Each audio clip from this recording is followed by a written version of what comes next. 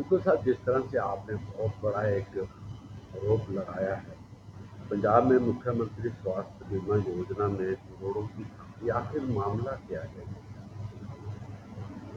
Sir, मामला ये है कि मैं अमृतसर में एक ईएनटी सर्जन के तौर पे काम करता हूँ और 2022 तक मैं एक स्विफ्ट हॉस्पिटल नाम के अस्पताल में काम करता था, जो कि ईएमसी ग्रुप, जो पंजाब में अपने आप को प्राइवेट सेक्टर का सबसे बड़ा हेल्थ केयर ग्रुप बोलता है और जिसके मालिक पवन अरोड़ा हैं, वो चलाते थे।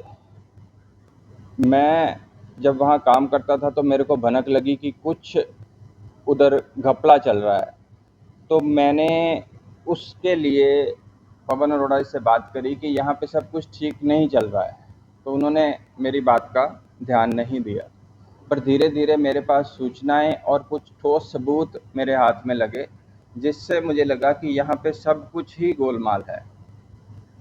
वहाँ पे इस स्कीम को, जो 2019 में पंजाब में चली थी, 2022 में एसबीआई जीआईसी नाम की एक कंपनी इसको सरकार की तरफ से चलाती थी। सरकार उस कंपनी को प्रीमियम देती थी और वो जो कैशलेस ट्रीटमेंट होता है मरीजों का, इस कार्ड धारकों का, उसको करती थी।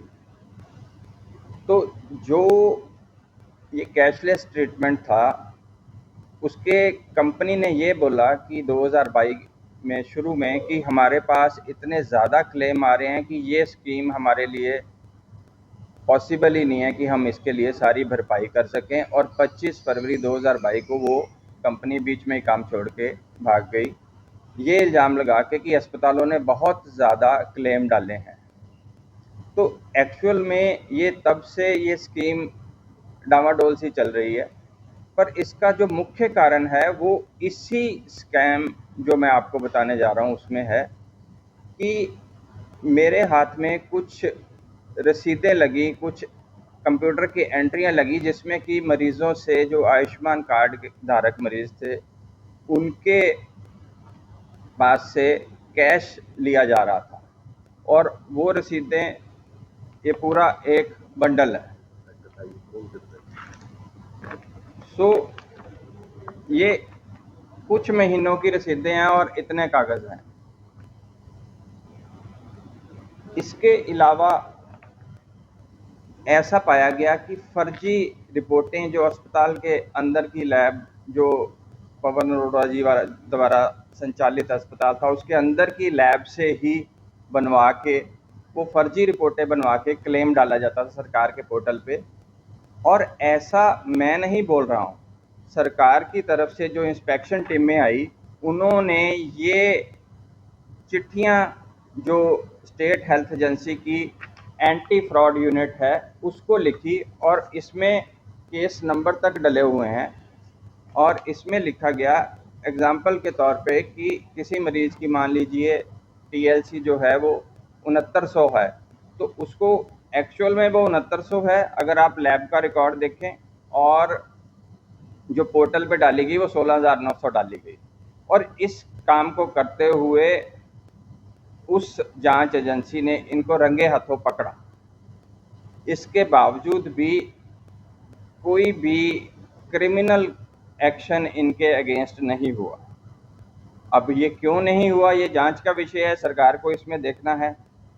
इसके अलावा इसी जांच कमेटी ने ये भी पकड़ा कि कार्ड को बनाने में भी अस्पताल वाले कुछ धांधली कर रहे थे। और आपको ज्ञात होगा कि कुछ महीने पहले, महीना 2 महीने पहले, हिमाचल में ईडी की तरफ से बहुत बड़ी बड़ी रेड्स हुई हैं, जिसमें बहुत सारे अस्पतालों को इसी आयुष्मान कार्ड की धांधली में पकड़ा गया है। तो इसी तरह से इसके अलावा आप देखिए कि जो आयुष्मान स्कीम है, इसी कार्ड के साथ सीएपीएफ, जो हमारी पैरामिलिट्री फोर्सेस हैं, उनके जवानों की, उनके परिवारों का भी इलाज इसी में होता है। तो जब ये सारा मैंने शिकायत करी माननीय मुख्यमंत्री के पास, हेल्थ मिनिस्टर के पास, डीजी के पास, इसमें कोई कार्रवाई नहीं हुई। सिर्फ इतना ही कि अस्पताल को उस योजना से सस्पेंड कर दिया गया। बट वही अस्पताल, ईएमसी ग्रुप सारा सीएपीएफ, जो उसी कार्ड पे होता है उसको आज भी काम कर रहा है। सो एक तो वो आम जनता की जान के साथ खिलवाड़ कर रहे थे, दूसरा उसके बंद होने के बाद भी वो हमारे जवानों की जान के साथ आज भी खिलवाड़ कर रहे हैं। और अभी पिछले महीने ईएमसी ग्रुप द्वारा संचालित एक अस्पताल गुरदासपुर में है, जहाँ पे जो पूर्व सैनिक हैं उनका इलाज ईसीएचएस के थ्रू होता है। तो ईसीएचएस की तरफ में भी एक बहुत बड़ी उनकी शिकायत गई, जिसको 4-5 दिन में आनन-फानन में दबा दिया गया, उसकी भी जांच होनी चाहिए। तो आम जनता, हमारे पैरामिलिट्री फोर्सेस और मिलिट्री जवान सबकी जान माल के साथ ये अस्पताल ग्रुप जो ईएमसी ग्रुप है ये उनके साथ खिलवाड़ कर रहा है। तो जो जांच कमेटी आई थी ईएमसी की जांच करने, उन्होंने अपनी रिपोर्ट में ये बताया है कि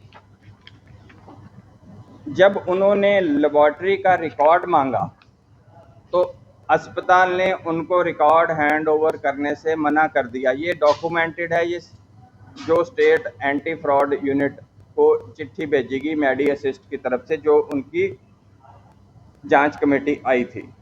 तो जब किसी अस्पताल ने अपना रिकॉर्ड सौंपने से ही मना कर दिया जांच कमेटी को, तो उस पे क्यों एक कानूनी कार्रवाई नहीं हुई?